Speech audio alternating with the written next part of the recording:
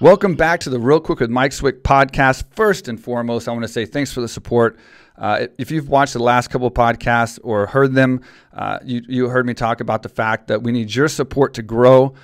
We keep the timestamps on, but that does affect our algorithm on YouTube, and they do promote us less. It lowers the retention. So your support is greatly appreciated.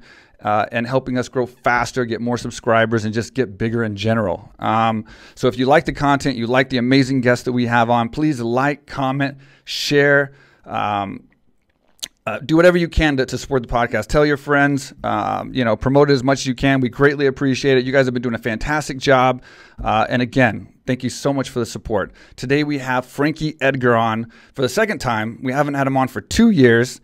So it's great to get caught back up with him. He's coming off of a win right now. It's been a few months. Haven't talked to him, obviously. So we'll talk about that a little bit, see how his fight camp's going and how he's preparing for Cory Sandhagen coming up here next month, February 6th, I believe, at the Apex. So he's a great guy, great fighter, and I just look forward to talking to him. So here we go. All right, Frankie, welcome to the show. Welcome back to the show. It's been about 2 years now, or I think February of 2018. Yeah, it's been a while, man. I'm in a different house, so yeah, I remember I was in another house when we did this. So yeah, it's been a minute. Yeah, it's been a while, man. So I guess congrats. It's I've been able to talk to you since your last fight. Great performance, bantamweight. Thank you. Looked great. Looked fantastic. Yeah, felt good, man. Felt good, and I get back in there in 2 weeks again. So I'm excited. Yeah, how'd you feel, man, at that weight? You look phenomenal. I think you got performance of the night, correct? Fight of the night on that one. Yeah, I did. Me and Pedro got fight of the night. Nice. I felt great. The weight cut was kind of, I don't want to say it was easy. No weight cut's ever easy. But, I was very disciplined. My first time going down, so I made sure I did everything 100% right. And, I felt it was really comparable to making 45, to be honest with you. Is that the best weight you felt so far, or no? I know it's your first one, but I really cut such minimal weight other weight classes. So, but for this one, for the amount of weight I cut and the preparation I put in, I felt amazing. How's that confidence going into the next fight, being that you had such a good performance at bantamweight, and now that you're staying at this weight, you're fighting a tough guy, but now that you have that win behind you, does it make you feel a little bit better going into the next one? Yeah, absolutely. Once you get it under your belt, you know the routine you need to do, the steps you need to take to make sure you can have a good performance. So, there's no guessing now, saying how am I going to feel, how my body going to respond. I kind of know. I feel like I'm on the same descent as I was last camp. So, I feel comfortable with it. And how are you doing it, man? What are you, 39 right now? 39. How are you looking so good, man? Like, Jesus. Yeah, I don't know, man. I just try to, if you rest, you rust. I keep these joints oiled and keep them moving, and so far so good. I mean, aside from your performance isn't showing it, but I mean, is your body okay? Do you feel residual effects, or is it just I think you're training so much, that's why. I think when you stop, you're gonna realize, like I did, you're gonna start feeling these things that creep up on you. Like for me, if I go a while without training, my muscles get weaker, my body's not as strong, and they can't hold up the injuries or the strains as much. And then I feel like more achy, just like walking around and doing nothing, it seems like. So I gotta stay like training all the time. Yeah, no, exactly. I don't want to stop because I'm afraid what I'm going to feel like when I do. But you definitely, I've been, it'll be 14 years in the UFC now. So it's been plus counting wrestling on top of that for all those years. So yeah, my body's definitely, I have good days, I have bad days, but once I'm in camp and once the body gets going, I feel good. End of the week you're always a little sore, but you're supposed to be because you're putting in the work. And so far, we're still in it. Yeah, 14 years. I think it's 27 fights though for you. So that's phenomenal, man. That is absolutely phenomenal, and it's great that you're still feeling and doing so well. And now you're fighting Cory Sandhagen, and he's number 2. That's got to put you in a good position if you get a win. Yeah, absolutely, man. To me, this really could be a number 1 contender fight. I think it is, yeah. He's number 2. I'm right behind him. I mean, Aljo and Peter Yan just got booked, I believe, March 6th. So, it's perfect time. We, fight the month before these guys, see what happens with them, and then, hopefully the winner of ours gets the winner of that. And what do you think about that fight, Sterling versus Jan? Yeah, that's an interesting fight. Sterling is an unorthodox fighter. Pretty long, rangy for a 35er. Very unorthodox striking on his feet. but he's a bear on top. Yep. He gets your back, you're in trouble. And Peter Yan, I think he has probably some of the best boxing at 35, striking on his feet, and has very good takedown defense. So for me, it's going to be who can dictate where the fight ends up. And how do you see this fight with Cory going? I guess what are your concerns without giving anything away? And how do you see the fight ending? Like in an ideal situation, what is your prediction for this fight? Yeah, Cory's the tall guy, probably, which is kind of good. I'm used to fighting bigger guys, so it's not going to be anything new to me. But I can't let him get his range going. I can't let him. I can't stay on the end of his punches. I got to either be all the way out or all the way in. Everyone knows that. It's really no secret. I just got to kind of have a gritty Frankie Edgar type fight and go and do what I do and just make it happen. So you predict a good fight, obviously. Do you predict something phenomenal, a finish?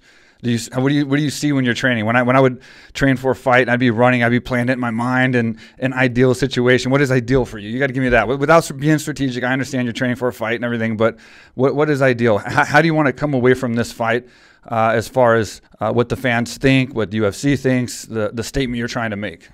Yeah, I want to go in there. Obviously, if 35-pound division is really hot right now. Yep. I got to go in there and make a statement. I got to go in there and finish Cory if I want to go and get that title shot. And that's what I've been, working on this whole camp. Going there, pressuring them, and really making them wilt in there, and showing some experience. I've more experience than anybody in this game for the most part. Not too many older fighters in UFC than me right now. Yeah. So I got to utilize that to my best ability and make this happen. And dangerous older fighters too, Jesus. And so what is your typical week like for this fight camp? I mean, I know you're going through the COVID stuff. It's got to be weird, I would always be, I'm OCD, so I'm always scared about getting sick. I can imagine training like you guys now with anyone could come in that gym at any given time and get COVID. They could have got COVID on the way to the gym at the grocery store. So it's it must be crazy trying to train and get ready for these fights now, and also be worried about COVID and your training partners and just making it to the fight so you don't get it canceled and lose the fight altogether. Yeah, it is tough, man. Getting ready for a fight is stressful enough. Right. Yeah, you know that. And you're worrying about injuries, you're worrying about your health, you're worrying about, your preparation, and now you have to add COVID on top of it. It's just another thing I got to worry about. But I pretty much just stick to my training team. Obviously the people I have to be around, I'm going to be around them. But otherwise, I'm avoiding, big crowds and some family members at times, especially as we were getting closer. But yeah, it's tough, having kids too. It's, you tell my kids, hey, you can't have anyone in the house this week. Daddy's got to fight in a couple of weeks. So, just trying to take as many precautions as we can to make it to fight night. But, I can't really stress it too much, You never want to be stressed out during your camp because that'll definitely affect your training. So I just worry about the things I can control and just make sure I do the best in that aspect. Yeah, and I know you fought the Apex. You're fighting the Apex again.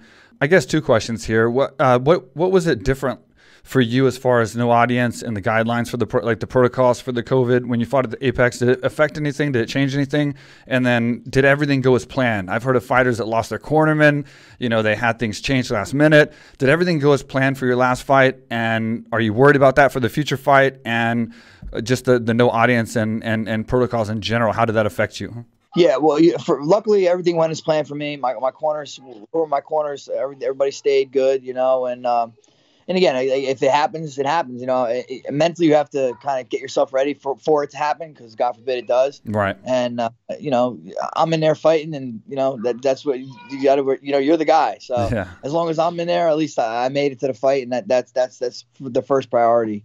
But as far as all the protocols and whatnot, I mean, it just makes the fight week a little less, hectic because you're not doing as many things. Right. But it's a little more boring because you kind of can't leave the hotel, can't go, for walks and go do stuff that, you do sometimes to take your mind off it. So, and then fighting felt the same for me. Once we started, leather starts getting thrown, I didn't notice any difference. I try to focus on my coaches anyway. I really not try to pay attention to the crowd. So that made that very easy. But I did notice when I ran out to the cage and no one was there screaming, that was definitely whoa, this is a little weird. But as soon as I got in the cage, I was ready to go. It seems like they're trying to start bringing back audiences, but I'm sure it's going to be a very slow, gradual process.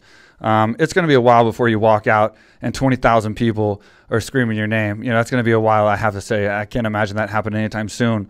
But just in general, when you went out there and you fought, I mean, 27 fights, I assume it's not a big deal for you. When I was talking to Anthony Smith on a recent podcast, he said he could hear his opponent's cornerman, and that was kind of throwing him off a bit, and he could hear the commentary, he could hear all these different things he couldn't hear before. Was that the same for you, or is it just one of those things where, because I've heard my cornerman's coaches before, but I can imagine when there's no one there. And then, you know, it's been so long since Ultimate Fighter, I didn't know what to, I never had a 20,000 stadium fight before. So it wasn't like I was going to that and then going back like you are now to kind of the Ultimate Fighter days of no audience. Did you notice anything different when you were out there? Like, or are you just so focused on the fight it didn't matter? No, I definitely heard his corner in the last fight. I mean, they're speaking Portuguese. I know very, very minimal Portuguese. So sitting there trying to translate in the middle might not have been the best thing to do. So I have a pretty good connection with my coaches. Yeah. You know, even since I was a little kid wrestling, I do a good job zeroing in on that, and that's what I try to do mostly. But I mean, sometimes you can definitely get some good info from their coaches if they're not if they're saying, "Hey, right hand." Yeah. I mean, you know that right hand's coming. Yeah. Anthony was saying that his I guess when he was fighting John Jones or something, they were talking completely in code. Like not even like, he said it wasn't even like English code word. It was just like all code words. So he was just like you're so confused the entire time. So they're pretty good at that. I mean, that's what they do, obviously. They're preparing, and they're one of the best gyms, obviously. This podcast is brought to you by Manscaped, the official trimmer of the UFC, and now the official trimmer of the Real Quick with Mike Swick podcast, and yours truly. Precision engineered tools for your family jewels, and now you can save 20% at checkout if you use code QUICK at manscaped.com, manscaped.com. You get 20% discount and free shipping. Manscaped is the best below-the-waist grooming products on the market, bar none, by far. And now they are available in Europe, Canada, and Australia. So all you guys listening, if you're in America, Australia, Canada, or Europe, you can use code QUICK at checkout, save 20%, and get free shipping. So if you use code QUICK, that lets them know I sent you. So you support the podcast, you get 20% off, you get free shipping. It's a win-win for everyone. Thank you for the support. Do you have a set number of years, fights left that you have like a goal for, or are you just going to go until you feel your body's, you know, not where it needs to be, and then you're going to give it up at that point? Yeah, my rule is as long as I'm enjoying it, as long as I'm having fun, as long as my body will allow me to do it, and then as long as I'm competitive. If I feel like I'm losing the guys that I shouldn't lose to, or you know, if I get blown out or something like that one day, and I'm like, man, I'm just not myself, then maybe that's when I'll pack it in. But so far, I'm able to cross off all those and keep it going. I mean, I know you're coming off of a win. You're a fan favorite. People love you. You can't not like you. You're an awesome guy. I'm a huge fan of yours myself. Do you get any flack for that, though? I mean, do you notice in the headlines, the news sites, or the fans or whatever, do they give you, I know you said it in the beginning a little bit, but do they give you a hard time about being old and saying that you're either they notice anything now or they're going to notice something soon? Do you get any of that, or is it everyone's pretty positive about because your performances are so good? Yeah, I mean, you'll hear a little bit here and there. You know, most of my stuff is positive, honestly. Yeah, I can imagine. Try not to really look at too much stuff. Yeah, I'm a guy that's like doesn't like to look at that stuff too much. Yeah. But you know, even my first fights in the UFC, people were, as soon as Twitter came out, people were ragging on you. You know what I mean? So they have that access now. They're out there no matter what. Even if you look great, someone will say something. Someone always has something to say. But I try not to focus on the negativity. Yeah, they just try to get, Twitter and stuff, some of these social media outlets allow people to get way closer to you than before. And I've had them say something bad, and then you respond to them, and then they're like, oh, no, I'm a fan. I just wanted to get a response. And it's like, Dick, just why even be negative? Like if I didn't respond to you, I'm going to have to think about what you said for because I was sick and I couldn't eat. So I looked skinny, and it was just like, oh, he's trying to cut weight too much to fight smaller guys and all this stuff. And they were so wrong. I just didn't want to address the reason and go into detail of I was sick and this, that, and the other and all. I couldn't eat. And it was just it was a pain in the ass. But it seems like that's not an issue for you at all. Yeah, I mean, I gotten better at it throughout the years. Yeah. You definitely got to work on it. I used to look at the Twitter, and it would never sit with me overnight or anything, and I wouldn't be dwelling on it. But at that moment, I'd be fucking pissed. So now I just try not to even look at it at all. So I don't need to get any negative emotions from some guy I don't even fucking know across the world. You know what I mean? Yeah. It's weird how you pay attention sometimes. I remember like BJ Penn when he first came to AK for the first fights he had in the UFC. Like we had to kick him off the internet. Like he would stay up like at nighttime, and we're like, "You're BJ Penn, man. You're winning all your fights. You're like you're phenomenal. Like why are you paying attention to the internet and what these guys are saying?"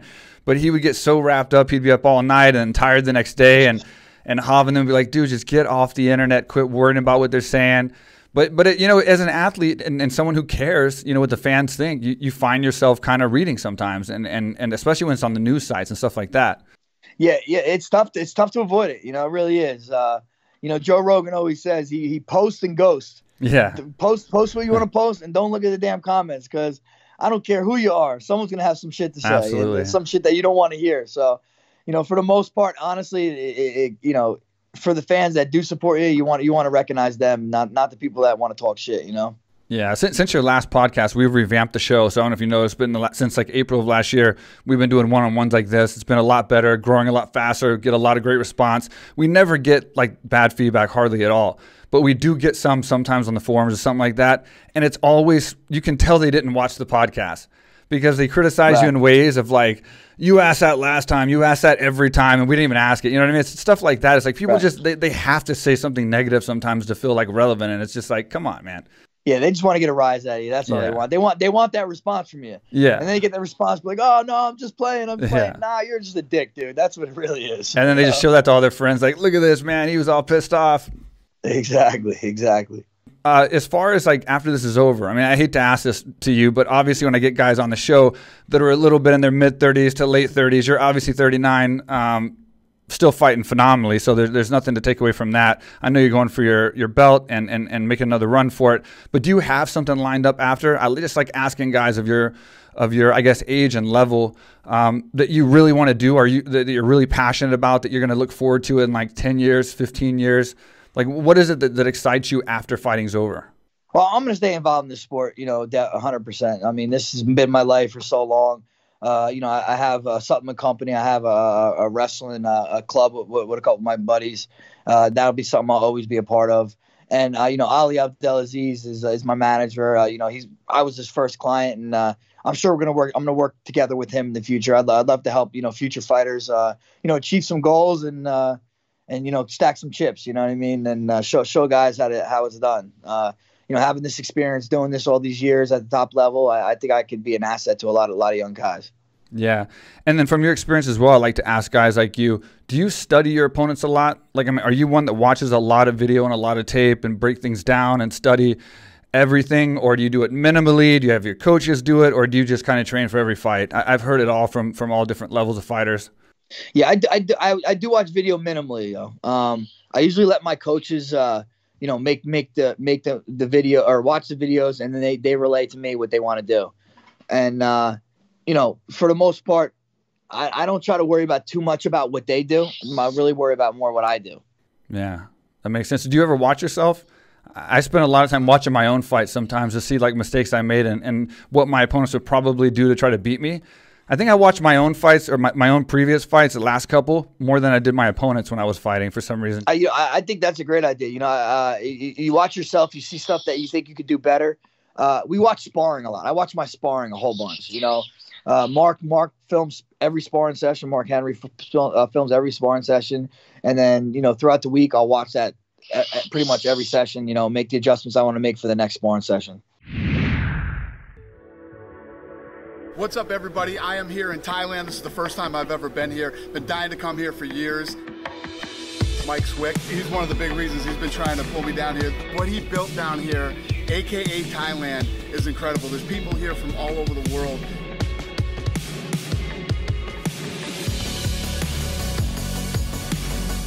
You can train mixed martial arts here, jiu-jitsu. They have weightlifting, they have cardio, and obviously they have Muay Thai, boxing, everything.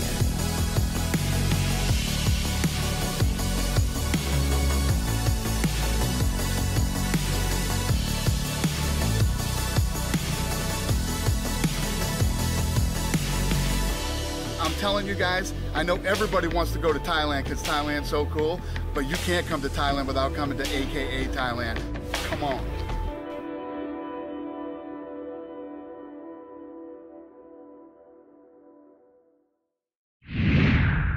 Couple oddball questions for you. I know you've been a celebrity for quite some time, obviously being in the sport, being a champion, being, you know, future Hall of Famer and everything. But what is one celebrity moment that you remember where you were just like, wow? And obviously it was because of fighting and because of who you are. Is there anything you can think of that you can name that you were just in a position or hanging out with somebody or doing something that you were just like, holy shit, and it was because of your career and who you are? Yeah, I mean, I'd say when I met Shaq the one time, it's kind of a funny story. I met Shaq. I'm not one to take pictures with people. I'm just not that guy, you know. I don't like bothering people.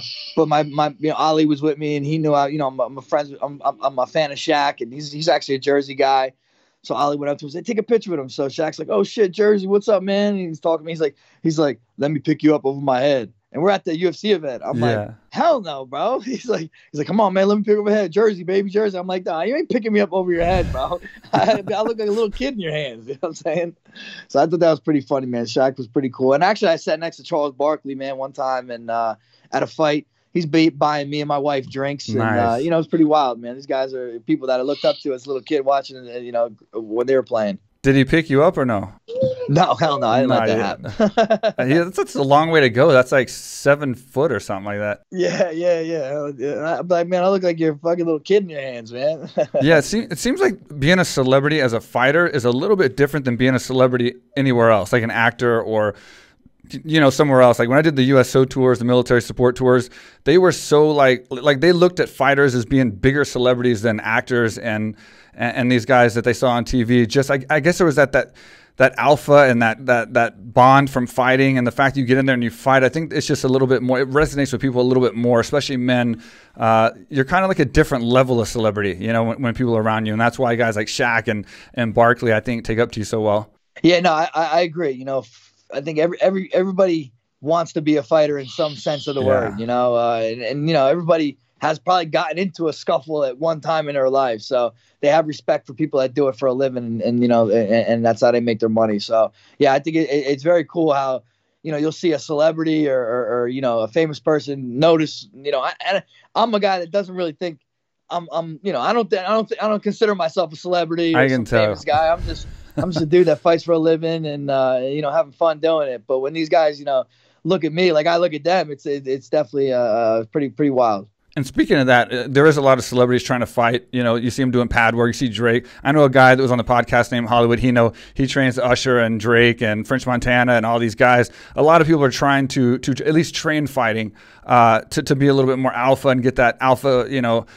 side of them out. What do you think about these YouTubers and guys like Jake Paul and Logan Paul and these guys trying to get in the fight game and trying to? Well, I mean, obviously Logan's a little crazy, trying to, you know, actually, you know, ask for an MMA fighter and ask for a fighter.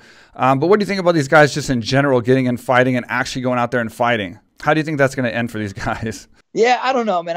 You know, I think you want to see him get in there, fight a good fighter and learn a lesson, you know.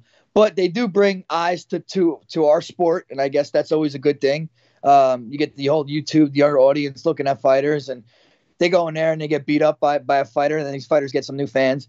It definitely waters it down a little bit, though, for me. You know, you got Logan Paul fighting Floyd Mayweather, you know, arguably the best boxer ever, and Logan Paul is literally 1-1 in his boxing. Yeah. So I mean, that's just.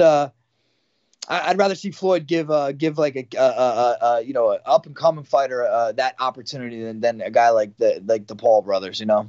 I'm curious to see how that's going to sell, just for the fact that when Conor was fighting him, I mean, you're talking about at the time Conor of all time is a huge impact, but I mean, he's one of the greatest fighters of all time, you know, in his own right. He's done a lot for the sport. You know, he's won a lot of fights, champion, everything. I remember how hard of a sell that was. I mean, he got a lot of criticism to fight Floyd. And it's like, it's hard to imagine Logan, how that fight's going to go when, like, Conor, I mean, Conor sold it because it was Conor. That's why. Conor went out there and Conor did what Conor does. Logan's not going to go in there and get in Floyd's face and do a world tour and say the things Conor does. So it's hard. I'm just curious how it's going to sell without that Conor kind of showman aspect to it, and especially considering the fact Logan's not Conor and you know, fought as much as him and trained as much as him, obviously.